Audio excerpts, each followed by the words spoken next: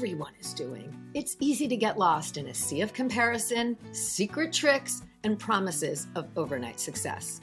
The long game? That's my approach to business. You gotta show up, you gotta do the work, and there are no quick fixes for long-term success. It takes creativity, it takes strategy, and it takes listening to the voice inside you. I'm a web designer, digital strategist, and energetic thinker, bringing you real-world business building experiences, conversations with creators who are out there doing it now, and ideas to spark the energy in your own business. And along the way, we're gonna have a little bit of fun as well. So thanks for being here, and let's get to today's episode. You're listening to the Long Game Podcast. I'm your host, Sandra Scaiano. Last year, I went to a conference. You may remember me talking about the storytelling symposium that I attended last fall, where there was a VIP day before the main event, and I had attended. And one thing about that is the idea of putting yourself in the room, right? Putting yourself in the room where these conversations are happening, where people are gathering, where energy is being exchanged. So I declared at this event that I was there to be intentionally selfish, to feed off of the energy that all the women were bringing to the event. No kids, no other responsibilities. All I had to do was show up. That's it. And I did.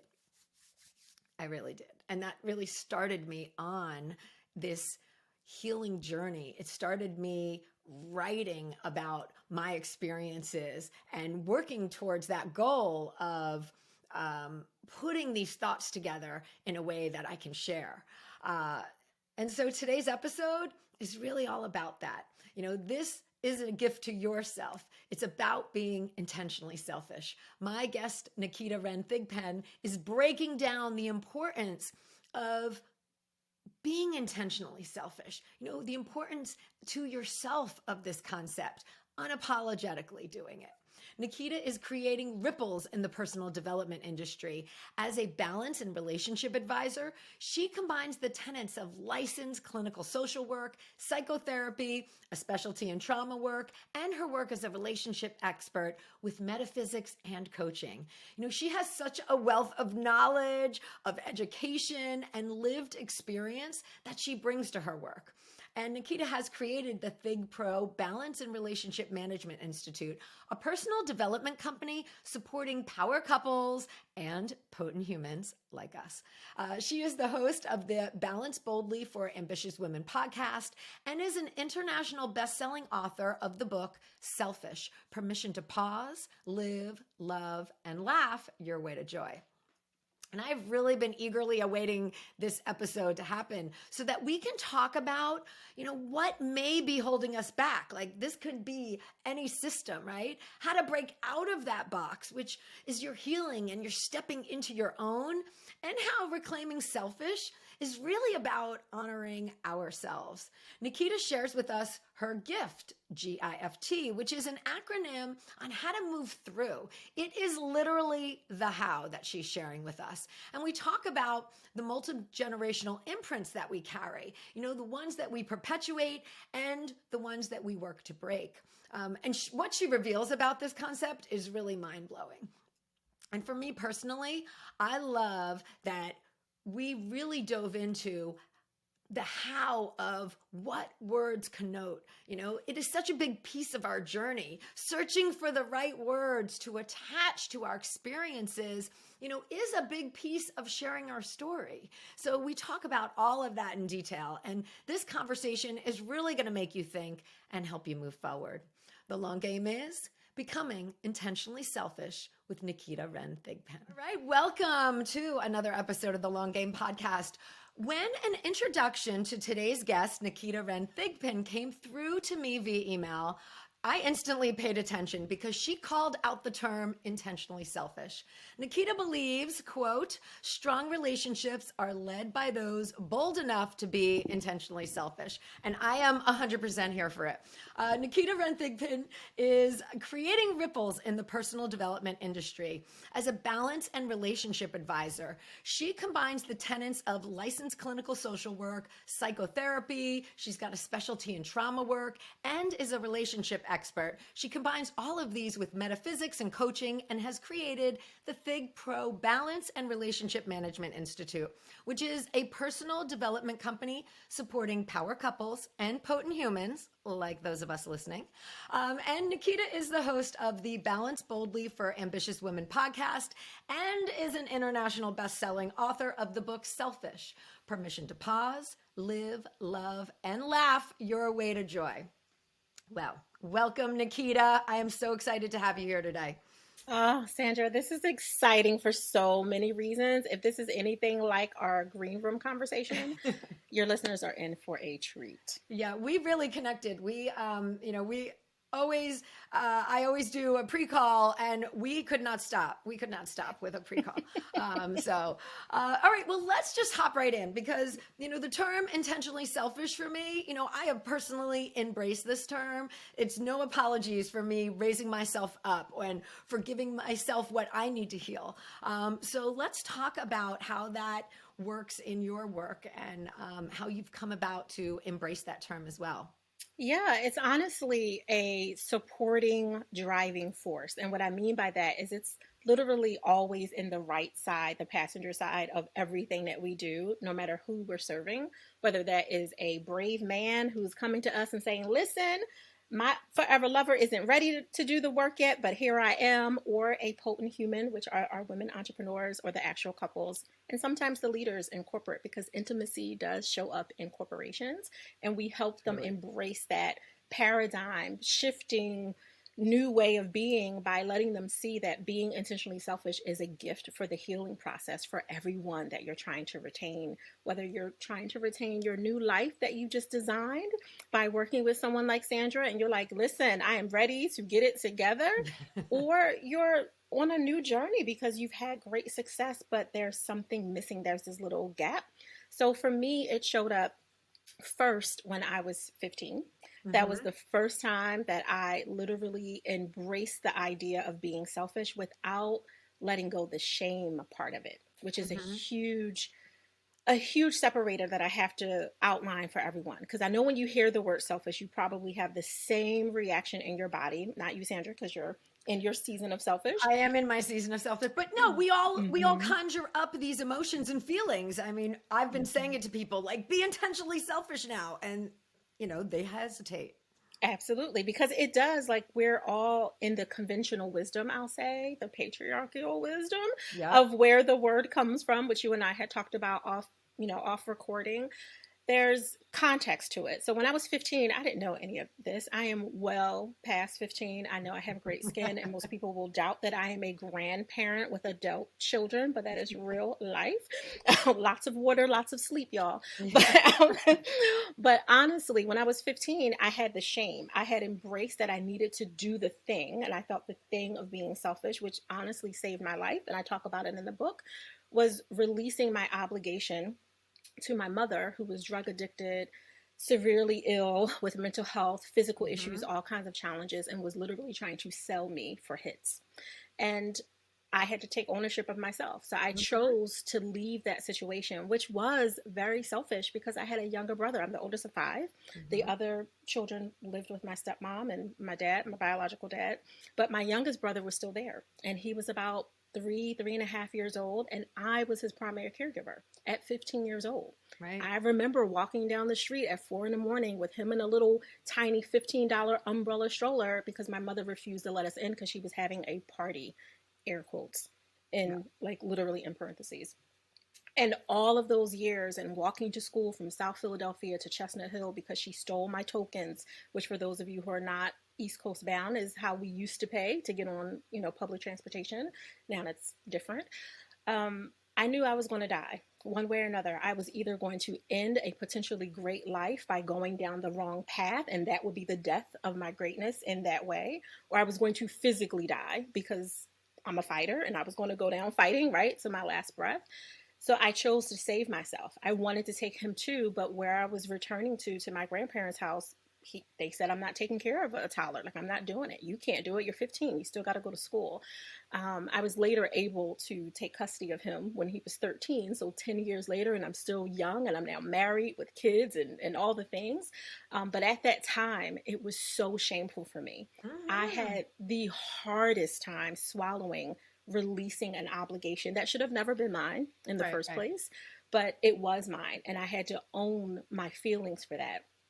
Moving forward into being an adult and understanding that the shame was literally hindering me from Mm-hmm. growing as an individual human, the person inside the Oh my professional, as God, we always totally. say, right?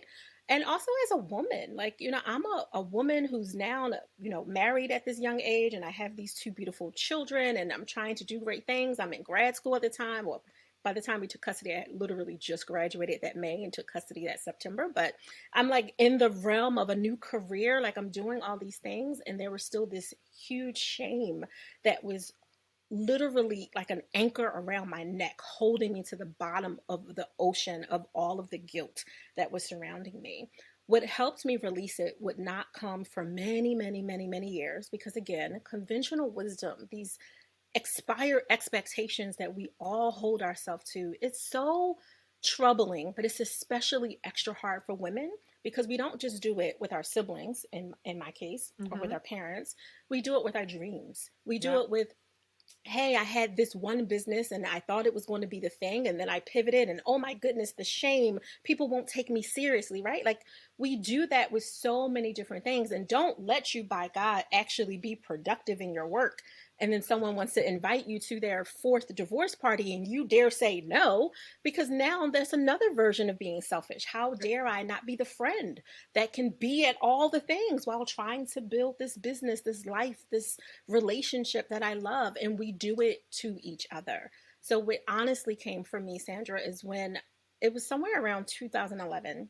I'm a prayer warrior, as you know, and I prayed, I need some direction. Like, listen, there's a lot of brilliance in this brain, but it can get confused and entangled with all the possibilities, the infinite ways that we can go in the directions. And I knew I had a story to tell. My husband and I had just started Think Pro, our current company. We had a brick and mortar at the time because we also thought that in order to be taken seriously in business, you must have a Right. brick and Another mortar, piece of the puzzle right? that you acted out Whew, that you right? didn't really need, right? I 100,000% did not need, and it spiraled me down this form of a breakdown in a way, financially, emotionally, spiritually, that is actually such a blessing today because I'm beyond it, right? Like I can see it as a Right, blessing, right. but We're in the always moment, looking back. We can count the right? blessings. But in the moment, I was like, "What? Give me a railing. I need to hold on to something." Like it was a fast, slippery slope down. And in the middle of all that, I knew that I wanted to share a story, but I also felt shame around like, what are you going to say? Like, what do you Or who have to wants to say? hear my story? Who are Because you? it's right. Right, that part. Listen, we are. Hmm. Why I does know my the story listeners are matter, like, you right? girls, Yep, like, right? totally. But it very much brought up all the things that I honestly didn't know I was struggling with, because just in the corporate world, the clinical world, just being in a system, you can hide all of those insecurities, right? Just do your skill really, really well Hmm. and be a somewhat halfway decent colleague, Right. you're good. But start a business, become your own, and now someone doesn't like a service, a product, a way, a thing that you do, it's all personal. Well, It's it's two different paths, right? Like one yes. actually wants you to stay in line, one Mhm. path, and the other Mhm. path requires you to think outside of the line. And I that's really where it comes in. But I want to also bring up that these are all decisions. And I know this really comes into the work that you do. You know, Yeah. these are all decisions that we're making for Yeah. ourselves, whether we're choosing to believe and stay in shame or take it to a place where we say, I've had enough of this. You know, I feel like that is one of the pieces for my own journey when, you know, why I really connected to your work as well is that, you know, when you are on a healing journey, enough is enough. You hit a point and you're ready to heal. You're ready to move past. You're ready to dig in and you make a decision to do that. It doesn't just happen. Right. I absolutely love the way you frame that. I'm visual, as you know from our previous conversations. And so, for those of you who might be watching some portions of this, you will see me looking all around because I'm going through the file cabinet of my mind to pull the visual. And what you just gave was perfect. There's the difference between being in the box so that you can, you know, be a part of the system, be a part of the flow, not break any of the things that are required to make sure all the wheels are turning. And then there's the breaking of the box, which is super important. And that's visually like what I saw you Mm-hmm. saying. And it's hard to break the box because I'm rebellious by nature, just in my core. You tell me, you know, we have to go down this block and I'll follow you down the block the first time, but I'm literally doing it so I can see what are the shortcuts that I can do the second time, right? So I look like a rule follower in the beginning, but I'm literally being strategic to Yeah, see where definitely. You're I can taking it bend and all break. in. And I mean, that's the way to do it is to Mm-hmm. understand the system that you're in Yes. to be able to break out of the system that you're in. Literally the game, right? Like, Yeah. pun intended here. The long Mm-hmm. game is knowing how to play it, but also finding out what are your unique shortcuts and ways so you can actually win the game that you're trying to play, which I love the title of your podcast for that very Yeah. reason. I love Right? weaving it in. And you know, one of the things you talk about too is this personal intimate gift. Like Mm-hmm. doing this is a gift to yourself and gift is an acronym, GIFT. So let's go through this and Yeah. start to break down how, you know, you're honoring your version of selfish by Mm-hmm. taking these steps. All right, let's start with G.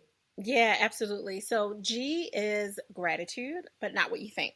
Right, right. So most I people love think, this. well, right, Right. you It's know, not the, yeah, we're all it's taught. it's not the normal. It's, Uh-huh. we all hear it, be in gratitude, be mindful, do your meditations. Yes, yes, and yes, all of that matters. I'm not knocking down any of that advice.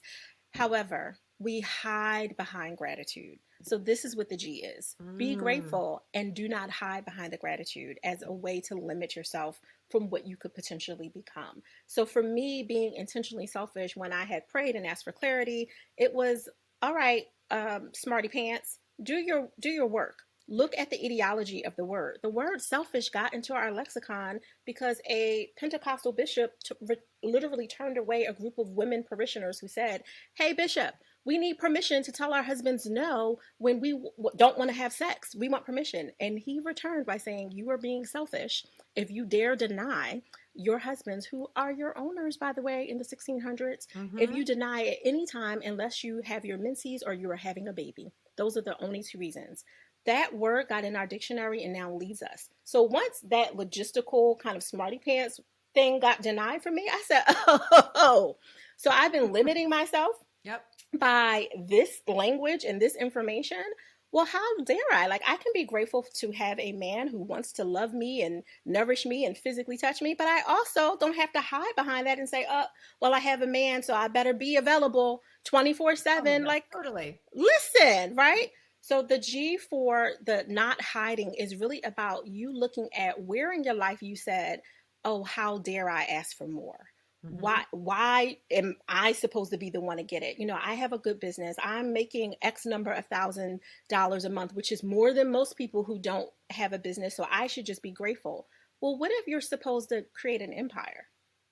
What if you're supposed to have a super big collaborative business or something that takes it to the next level and you become a billionaire? Why are you limiting yourself to six figures or multi six figures or multi seven figures if you actually want more, Right. It's what you right? want, Like, which right? is It's the clarifying. decision of it all. It's And, the decision. you know, as you talk about this too, it really brings me to the whole onus of owning selfish or Yes. reclaiming selfish. Like, it is not what that patriarchal, you know, or what we've thought it to be, right? It is something else. It is ultimate care for yourself on Yes. your own journey and giving yourself what you need. So everything in this gratitude G part of the gift to me just sums up reclaiming selfish. Like, I am intentionally selfish about things now, and I'm spreading that.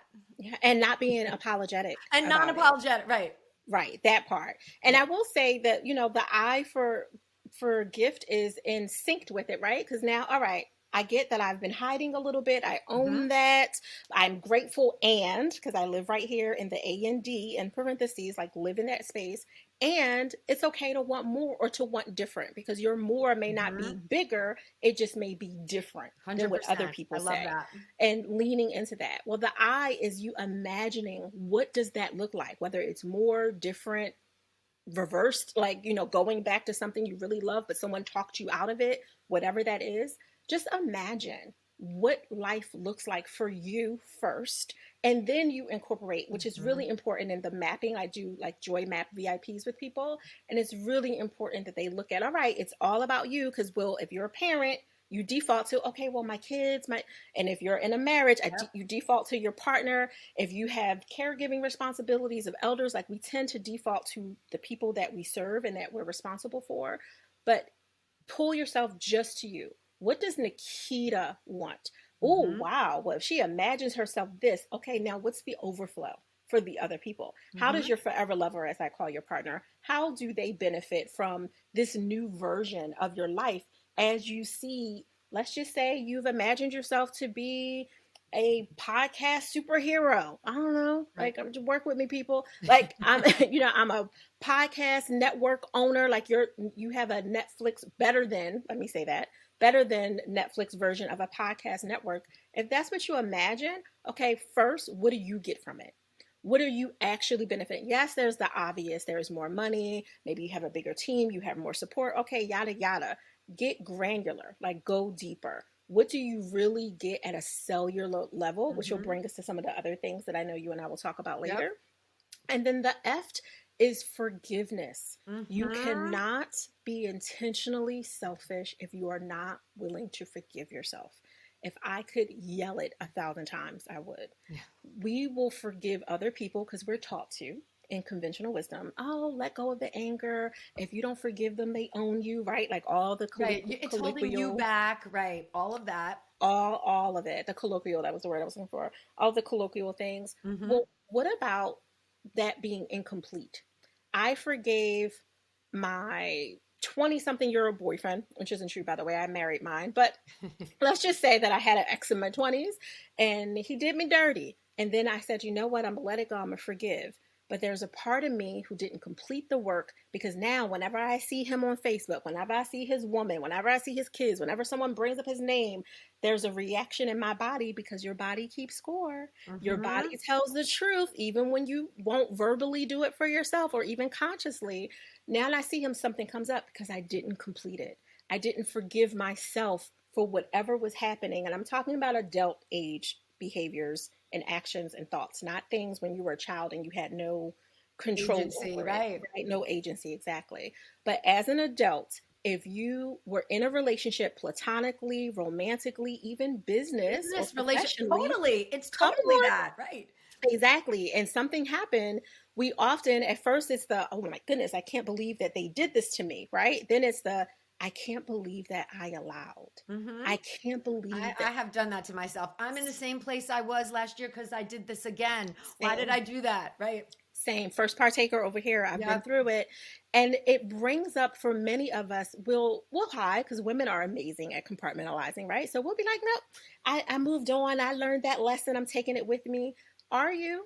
Because there's a part of you that's still blaming yourself that someone would dare choose you to get over on, right? That someone would think that you were fill in the blank. You can put in whatever negative automatic language you want, like that they thought I was weak, that they thought I was naive, that they thought I was gullible, so on and so forth. Right? And that literally anchors you more to shame, which is that chain around your neck at the bottom of the ocean that I was talking about. as now an adult instead of the 15, 16, 17-year-old version of yourself. So you have to be really mindful to complete the forgiveness work by forgiving yourself. So important. So And important. there's so many tools to do that, as Yes. well. And I know that you work with women and couples to do those pieces and take them through that process. But it's something that we really have to realize, that we can't just cut ourselves off at our feet, because you can't move forward that way. Absolutely. And to your point of feet, the T is take action, Yeah. get moving, right? Yep. Like, well, now we have to get moving towards what? What you imagined. It's Mm-hmm. coming back. It's everything like loops back. Well, I imagined that I would be this Netflix, better than Netflix version podcast, contributor, creator, curator. Well, what does that first next step look like? Yep. Well, if you don't have a podcast, maybe that's where you start. Right. You Or got to map it out. right, map it out. Or maybe you want to start having beautiful relationships with people like Sandra Sky, where you can say, you know what? You have a phenomenal, successful podcast where your listeners are engaged and leaning in. Tell me more. What does this look like for you? And not, please do not pick anyone's brain. Right. It is, We talk about know, visceral we know reactions, about that. right? But, have informational Mm-hmm. interviews with people and give something to them to help you lean towards that next step. So that's what the T can look like if you haven't done anything like you've imagined before and you want to do something different. Right. And it is partly noticing and being observant as well. It's like what you said, I'll go around the block the first time and observe the system so I can break it as well. Come on. That's part of what take action is as well, is That's right. what can you see? What are you watching others do? And are there people that you're following who are doing what you want to be doing? And what are their steps, or what steps they have taken? So there's some modeling in a way there that you can also do. Big time. I love that. And I fully agree on so many levels. Just remember not to compete, right? Mm-hmm. Like, you're not competing. Yes. You're conveying your greatness in whichever way it's coming, even if it looks imperfect and messier than you would prefer. But collaboration is honestly the best thing. Like, this great conversation wouldn't be happening without collaboration. Right. If there's no competing on any level, it's just, Mm-hmm. let's have two people who are phenomenal at what they do come together and give greater phenomenal advice and support and guidance, inspiration, whatever, to whoever is willing to lean in and receive it. 100%. And I love that you've broken it down into the GIFT acronym, because you're able to take that concept and take it into steps, right? Yes. Again, everything is a process. We don't just wake up enlightened. We don't just wake up and forgive or heal. You have to take it in that process. Another piece I want to touch on in your work that this is really impactful to me is the concept of the new multi-generational imprint. Like this ripple that what you're doing in this lifetime, the healing, the bettering of yourself, the moving forward and moving on, because we're not stuck in shame and all of these pieces, moving on from those emotions, is really having an impact for generations to come. Yes. Yes. It's literally the foundation of our work. So our business over the last May will be 12 years old, depending on when we're hearing this in 2023. And when we started this in 2011, our mission was exactly the same, even though the way we showed up in the world, it has been pivoted and revamped and, recalibrated. It's always been to build stronger families, period. Like, we could full stop right there. Underneath of it, the purpose of building stronger families is for exactly what you said, is to create those new multi-generational imprints, because we have, all of us, if you are human and you are walking on this earth and you have breath in your body, you have a minimum of 14 generations of trauma in your DNA before you came out your mama's hoo-ha, okay? Wow. Like, that's epigenetics, it's studied, it's evidence-based. 14 generations of imprinting already before you took your first breath. And then you had whatever life gave you, right? Or whatever that looked like. Whatever that experience was, that your lived experience on that. Absolutely. That you're trying to break. And that's the thing, is that we, in our minds, I'm sorry for interrupting you, but we just go, two generations back, because we can remember our grandparents, we can Hmm. remember our parents, like those are, so it's so interesting to know that the imprint lasts for so much longer, um, or the imprint that we're moving away from to a Yes. certain extent, Yes. healing from can be so much longer. And I also just want to say too, it probably works in reverse. There's probably some good generational imprints that are 14 generations back as well.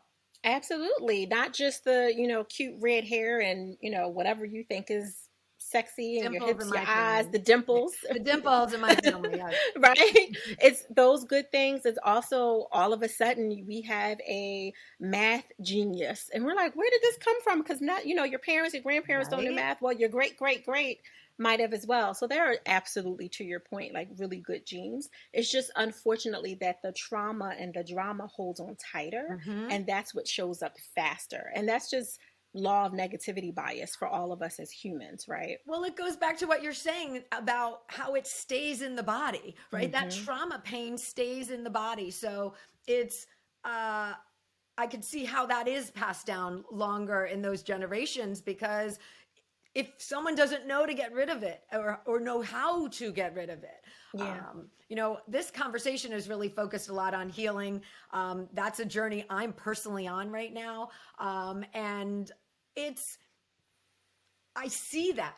Yeah. I see that pain body in there, and don't want to project like, "Hey, we're all messed up here. We all have a lot of hurt going on." But I do think everyone has their own version of that, right? Like, Yes. I mean, I talk to a lot of women, and everybody's got their own piece, and even if it's something that's happening now, you can think back to, oh, this happened then, this happened that, you can really trace it back to why you're in this current situation with the pain that you're experiencing right now. And that can be a number of different ways. It can manifest in our relationships, in our physical body. We have pains or extra weight, or all of these different pieces that we're doing to ourselves. Absolutely. I can't agree more. At the trauma specialist part of me wants to like stand up and shake my maracas because you are 100% spot on. Like it comes up in so many different ways, and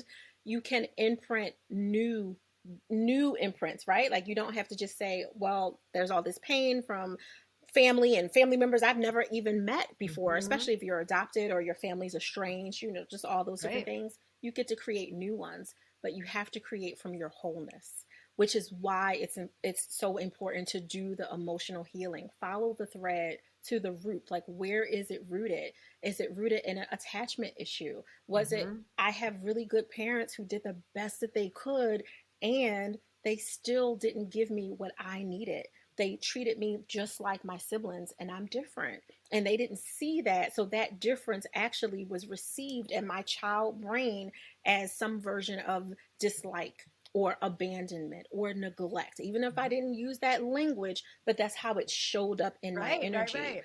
Right. And then you can look at where it comes up in your work and your business and what you do and what you refuse to do. And I think it's so interesting because we have talked about this too, of finding the right words for Yeah. things. And when you are, even when you just said it could be abandonment or neglect, like, you might have been fully clothed and fed and all of these things, because our perception of neglect is like, you didn't live outside in the backyard. That would have been neglect. But there is there are these other ways to experience these words. And I, Yes. I think through my own personal experience as well, is that it's hard to find the words to describe the Yeah. situations, and without it being misinterpreted, and that's another maybe shame piece of, like, fear of it being misinterpreted, right?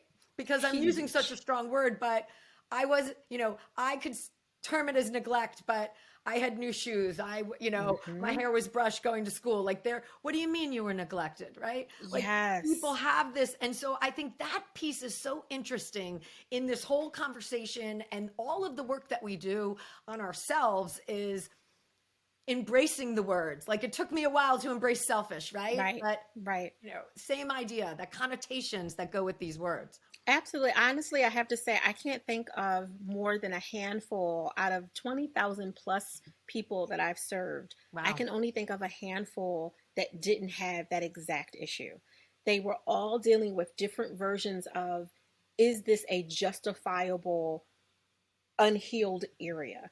And I was careful not to say trauma because not everything is deemed as trauma, right? But there were Mhm. things, I'm thinking of a couple in particular. The husband really struggled with looking at how the different way that his parents, and they're from a different culture, how his parents showed up for him, kind of treating all 11 kids exactly the same because, resources, energy, Mhm. mental energy, like all of it.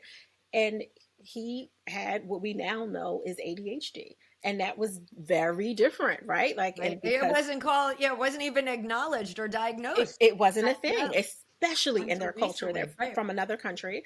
And so you add in that, and the fact that they treated him, that they thought he just wasn't sitting still, he just wasn't paying attention. So they were more heavy handed in their discipline. I wouldn't say it qualifies as physical abuse at all, but they were more heavy handed, and it made him not want to be his best self because he didn't feel like his best self was enough. He struggled so much in the beginning of our process with just even naming that as a thing that it impacted him, because for him it looked like, well, then it means that I'm saying my parents were bad, and how dare I, when I know that they Right. literally took their shirt off their back to And keep us did the best they clothed could. and did Right. the best he could. Right. All of And that. a lot of the work that I do for people when we're following a thread to see what's going on is, don't look at what other people say is bad or has to be considered worthy of worse to qualify. What wasn't in alignment with you showing up to be the best version of yourself at 5, 7, 15, 25, 55, and so on? Like, what did that look like for you? And we do not have to call our guardians, whoever they were, anything. You don't have to give them any level as insufficient, not enough, they were bad parents, because that is a whole separate layer of work to, help put those pieces back together. But it really is important for people to not disqualify their pain because someone else says, oh, that's nothing. Please, that's nothing Hmm. compared to. Right. Well, it Right. was Right. something to me, Yep. and it mattered to me. And it's okay that I had pain because of that thing, or those stackable things, or that complex trauma that happened over and over and over again, even though it wasn't a big thing like being raped in an alleyway, right? Right. It doesn't have to be that to Right. be painful. And it sets you on a trajectory Yeah. because you react, respond, how, both of those terms to that instance, that pain that you're Yeah. having. So it sets you on a trajectory at whatever age you're experiencing it. Um, so I could just talk to you all day about all of this unraveling of things. We have Um, that effect. well, I want to move to also like how you work with people because I mean, 20,000 people is astounding in your programs, in your one to one work over the years as well, because you have been doing this for some time. Um, let's talk about the Intentionally Selfish Suite, which is your personal development incubator, which I want to also hear about. Like, this becomes a certification program, like Yes. when women entrepreneurs go through it. It gives them a space to heal and become intentionally selfish, right? Like, A tell us thousand what percent. what goes on in there. Yeah, so we broke the Intentionally Selfish Suite into two layers, if you will. I try not to use the word tiers or levels because that it diminishes the work that you're doing, I think, when we speak that way. But we broke it into two separate spaces. So the first tier, if you will, the leader lounge is what we call it, which means living in the space of and. That's where we get to do all of our interpersonal and intrapersonal work to really see what is a wound. Let me identify the wound. Let me make sure that nothing's bleeding out, because most of the women entrepreneurs we attract are healers, regardless of title. They might, some use coach, some use consultant, some use Hmm. architect or designer, like whatever, but Right. they're using their platform as a way to heal other people. Most humans walking this earth have been through something.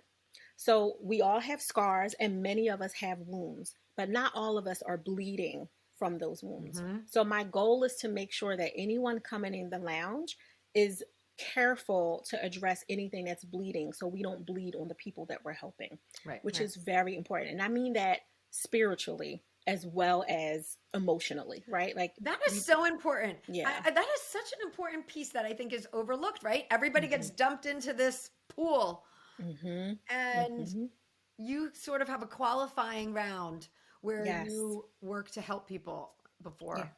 1,000%. And so, and we call it the lounge for a reason. Like it's more comfortable. It's the place, listen, you want to show up in your bonnet and your curlers, no judgment. We Hmm. don't record what we call the messy work, which is when it comes to our balance and Oh, relationship yes. sessions. Love Yes. that. Like we already know you're dope. We don't need you to come buttoned up, Right. And right? I don't Like need to chop this up I don't need to chop up your pain into little snippets to put on Instagram. Yeah. that. Oh, woo, honey. That's a whole I, separate I'm interview. letting it loose today. Which I personally love because, oh my goodness, that is a whole different series of conversations.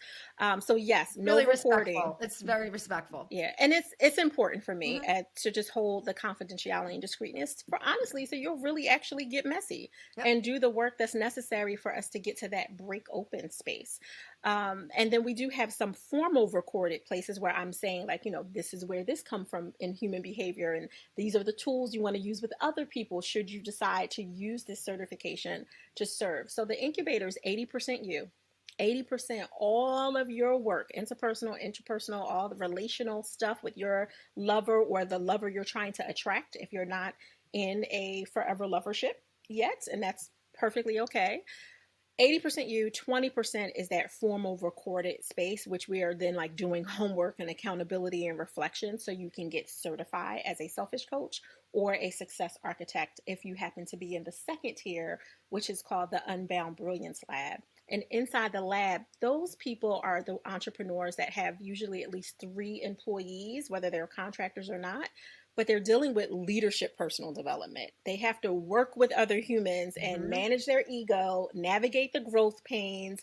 Like we're really digging into the intimacy work that's related in a 360 way, not just with yourself and your lover, but how is intimacy coming up for the leaders you're trying to retain, for the clients you're trying to create these relationships with expansive boundaries. Like we really move through that in a different way and do a lot of co-working in the second tier. Yeah, that's amazing. And I want to ask you, like, in that, um, how are you building community in that? Besides, like, obviously showing up and in the Mm-hmm. messy time, that's Yes. community building instantly because you're knowing each other's stories and all of those type of Yes. things. But how are you building community ongoing? Because how long does this run, by the way? It's 8 months for the Okay, yeah, it's a incubator, and stretch, right? and then there's alumni. So you can come back and get what we call continuing credits. So you can stay sharp in Hmm. your intentionally selfish skills or your success architect, depending on where you are.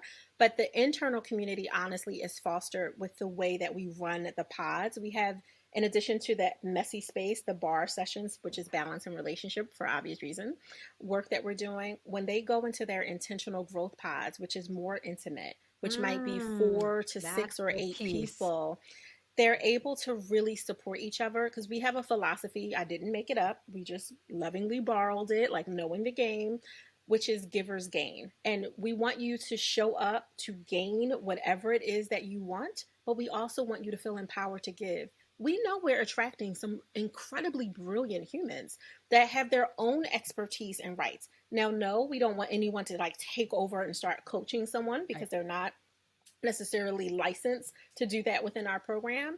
But if you are hearing one of your sisters say something that you can relate to professionally and or personally, we want you to share without dismissing that they have their own individual experience. So we help facilitate that where you get to say, you know what, Naketa, let's just assume that I'm the person attending. Right. You know what, Naketa, I really relate to that experience, and this is what worked for me. I hope that that supported you or served you in some way. Hmm. So we typically end a lot of our conversation that way. Did that support you? Did that serve you? And if it didn't, you get to safely say, it was helpful to know your experience, and I appreciate that I'm not the only one going, but that doesn't work for me. Right. I'm not able to apply that particular solution to where I am. And hopefully someone else will either support you, or your actual certified selfish coach who's facilitating the group will take you in a one-on-one and offer that. I love the idea of these small pods. I mean, that's, one of the things I've been thinking about lately is, in courses and programs, how, people are like, I've got 700, I've got 1,000 at this time. Like, it is easy. I have been in large cohorts myself, where I'm like, I never got a question answered. Even in going to the coaching call, they had another thought process to happen there rather than get these questions answered. So, I think going in these intimate groups allows people that personal connection. And it's so much more where we're leaning towards in terms of program development, just so people can connect. We always say they come for the knowledge, but they stay for the community, right? It's really important to build that community. Absolutely. And you offer that spaciousness, right? Yes. I know that's part of the GIFT acronym is, in that GIFT piece, there is spaciousness for clarity, and that can happen in those small groups as well. So, people can grow, they can heal. They can thrive, they can move on, right? Absolutely. I will say, I feel like the pendulum is swinging, because for a lot of us who've been entrepreneurs for more than a half second, we know that people went from the premium one-to-ones to group, everything, do the group so you can scale, right? Like, we've all learned it. And there's truth to that when you can, leverage your time in a different way, but you lose that intimacy. You lose the honesty in how people show up, because they're afraid. I just had this moment with these 40 people, 50 people, however many people, maybe 500 people in there. And I was crying and I'm sharing and it's personal. And now that lives in their vault for the new people that come 3 years later to have access. And I didn't consent to that. And I only consented to the people who were in the room with me. And when I say consent, I mean emotionally consent. Yes, you probably signed something in your contract, but emotionally consented to that. And I think the pendulum is swinging now in our marketplace for things to be, it doesn't have to be one-on-one necessarily, but those smaller, less than 12 or 16 people is really important, so you can be heard and you can be seen. I agree. And you can build like that. I mean, it isn't just, I have this program and that's my all. You can have a fruitful small group business that brings in $250,000 a year as a one silo in your other plans. So, I think some of the confusion was people started saying, this has to be my all, right? This is my 100%. All. Now, when you start to look at it as silos of your business and streams of revenue in it. So, I mean, I love how it just encapsulates everything. Your work is both your personal life, not just yours. I mean, people's personal life and their business life. And, what you bring and this conversation you bring and how we should all reclaim that intentionally selfish moniker so that we can heal and we can grow and thrive and be the best we can be. So thank you so much for being here and sharing your wisdom today. And just who you are as well. Thank you. I appreciate you so much. Thank you for hosting this platform. It's necessary. All right, everyone. We'll see you next week. Thanks for joining me today. You can access more information, links mentioned in this episode, and the show notes at thelonggamepodcast.net. If today's show connected with you in some way, please share it with your friends or hop on and leave a review. Both of these make a really big difference. All right, until next time, keep playing the long game.